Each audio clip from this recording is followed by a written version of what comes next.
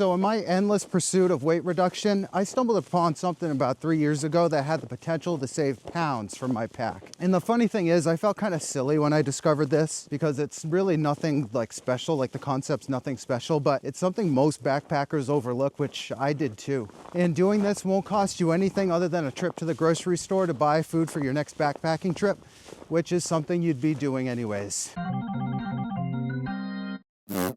Hey guys, so here we are at the grocery store. I am going to do a little shopping today to restock my hiking food supply, which will help me show you how to save pounds from your pack. Let's go.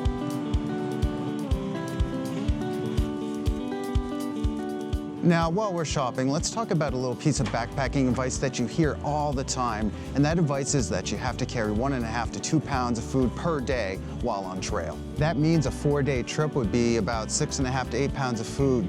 That's a pretty decent amount of weight. And here's a problem with this advice. Not all food is created equal, as a food's weight has absolutely nothing to do with how much energy it can provide you. So today we're ditching the 1.5 to 2 pounds of food per day on trail, and instead we're going to focus on something more important, something that has the potential to save you pounds from your pack, and that is called caloric density.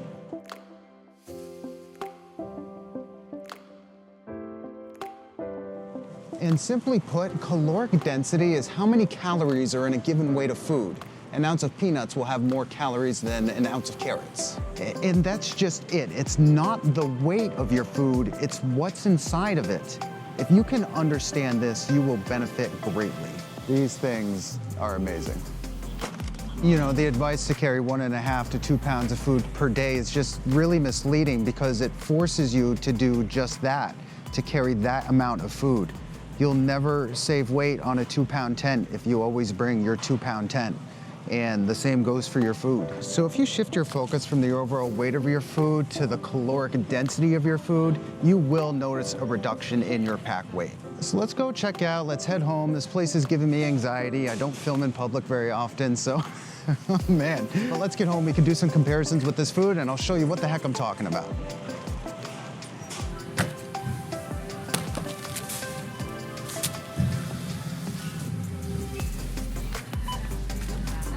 Thank you.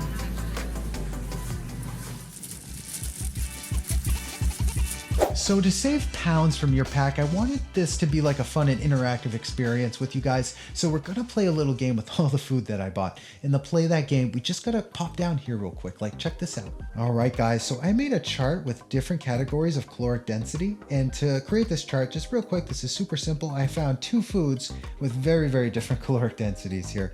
We have olive oil on the right-hand side, which has a whopping 240 calories per ounce. Like, holy crap, that's a lot.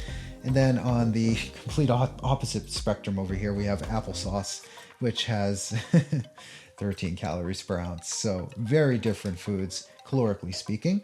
So that is our range of caloric densities. Now I took those numbers, divided it by 2, and that gave us 130 calories per ounce, which is just our medium range of caloric density.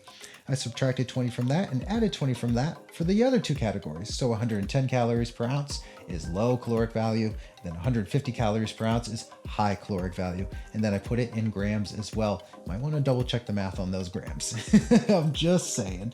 All right, so let's just get into it. I'm going to show you some different foods and I want you to guess the different caloric densities of these foods. Do you think it's going to be low, medium, or high? And I think you might be surprised if you're not super familiar with this concept. So first on the list is like probably the most classic trail food out there. It's trail mix. This has 380 calories in the pack, consists of peanuts, chocolate, raisins, almonds, and cashews. So what do you think, guys? Is this going to be low, medium, or high caloric density? Just venture a guess, take your best guess. What do you think? Drum roll. This is going to be 136 calories per ounce. Not too bad. That's like right in the middle. That's like right in that mid-range. So not, could be better, could be worse. Let's just keep going. I'm going to show you something like super typical that, oh, here it is. Okay. All right, this is like, okay guys, Cliff Bar, the chocolate chip Cliff Bar, the classic Cliff Bar. This has 250 calories in this little pack and it feels pretty light in the hand. So what do you think though, the caloric density of this food? Do you think it's gonna be low, medium, or high? Well, let's flip her over and find out. So we have 104 calories per ounce. Wow, so not very good, wow. Very surprising. That's a very like common trail food. Let's go ahead and keep the train rolling here. Okay, we got, ooh, Pop-Tarts. So this has 360 calories for the entire pack. But what do you think, guys? Caloric density. Do you think it's gonna be low, medium, high for these delicious birthday, I think they're confetti birthday Pop-Tarts? Lock in your answers. Let me know what you think. It is going to be 106 calories per ounce. Ouch. Another just like burn. So that's gonna actually go with the Cliff Bar over here. That's like very surprising. It was for me, at least, when I started like doing the math and figuring this stuff out. Because I used to carry Pop-Tarts all the time. All right, so let's see what else we got. Oh, we got another good one right here. Lenny and Larry Cliff Bar. 16 grams of protein, 420 calories. This one is the double chocolate. Absolutely delightful. I carried a ton of these on trail a few years ago when I was through hiking, and just 2 a day I think I was eating of these. 420 calories. That sounds like a lot, right? So what do you think? Caloric density, low, medium, or high for the Lenny and Larry's complete cookie? Let's just flip her over and let's go ahead and find out. 105 calories per ounce. Oh my God. It's like, I was blown away when I figured that out. Like totally blown away. That goes on the lower echelon of calorically dense foods. All right, let's just keep that sort of classic trail food theme going here, and we'll talk about Mountain House. So just really freeze-dried meals in general. I mean, there are a wide range of caloric densities for freeze-dried meals. This is just one I had laying around. It's like 15 years old. This is rice and chicken from Mountain House. So caloric density, well, what do you think? This is dehydrated, so you have 0 water weight with this. What do you think its caloric density is going to be? Do you think it's going to be low, around 110, medium around 130, or high around 150? Let's find out. Let's flip her over. And boom, we have 133 calories per ounce, which puts us right in that middle range. Not too bad, but hold on. Just one thing about this, okay? I mean, this takes up the whole frame, basically. Look how big this is. This packaging is heavy.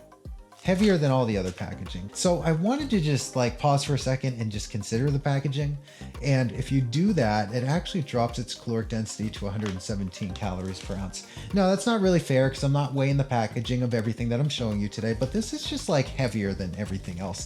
And I just wanted you to consider that because 99% of backpackers are going to carry this the way it is. But let's just put it in the middle here, 133 calories per ounce. No big deal, we can do that. Okay, oh yeah, let's do this. This will make sense right now. So, I carry this all the time. This is like a true staple of mine, so I probably gave it away here. But maple almond butter by Justin's.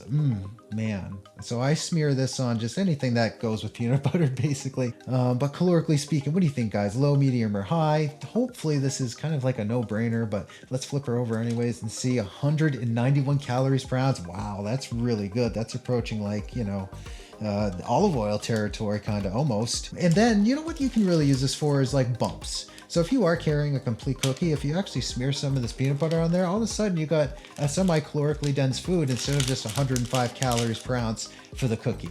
So that's a good way to use this peanut butter, is to just smear it on something else and then increase that food's caloric density. Let's go ahead and keep going here. Let's talk. This is like, you're lucky you're even seeing this right now. Honey bun. I've been eyeballing this for like 5 days at this point. Jumbo honey bun. I have a soft spot for honey buns too. All this food I love, apparently, and it's all bad for me. Gosh, it stinks. So what do you think, guys? So this has how many? 480 calories for this piece of food right here. What do you think? Low, medium, or high? Well, let's sneak her in frame and see. Boom! 120 calories per ounce. I will carry honey buns until the day I die. I just absolutely love these things. They just bring happiness into my soul. And sometimes that's more important than caloric density. So we'll put that kind of like towards we're running out of space here with all these foods. Hopefully we come across something that's a little more calorically dense here. Let's see.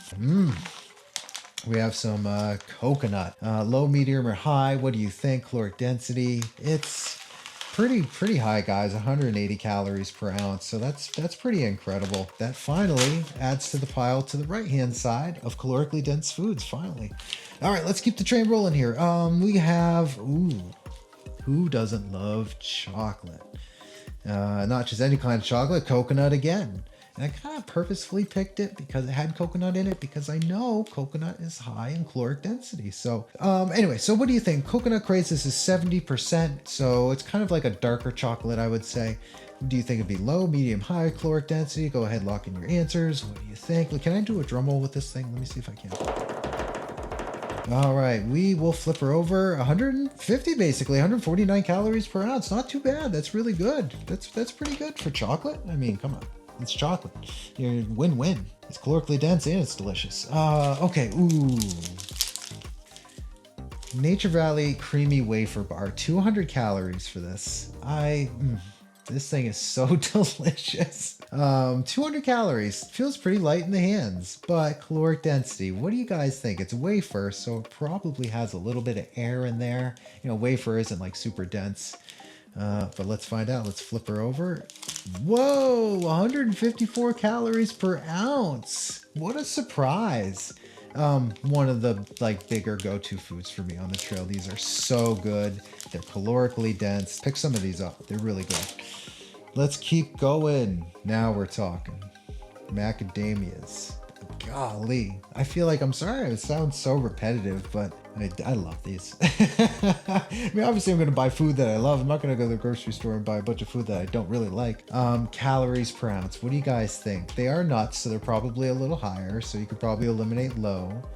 We know that these nuts right here were kind of like in the medium range, and those had chocolate. So what do you think of just macadamia nuts by themselves? Well, let's flip her over and find out.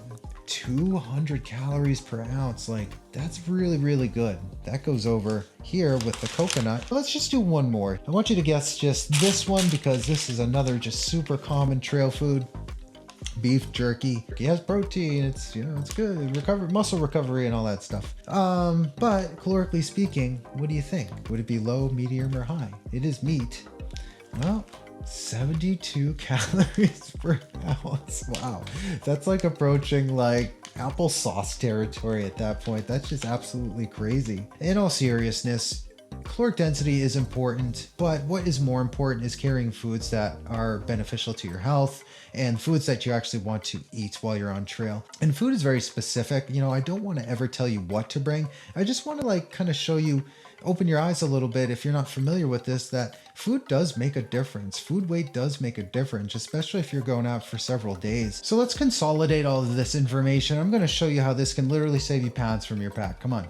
So the concept's pretty straightforward. Let's say you're carrying 3,200 calories of food and your average caloric density is 100 calories per ounce.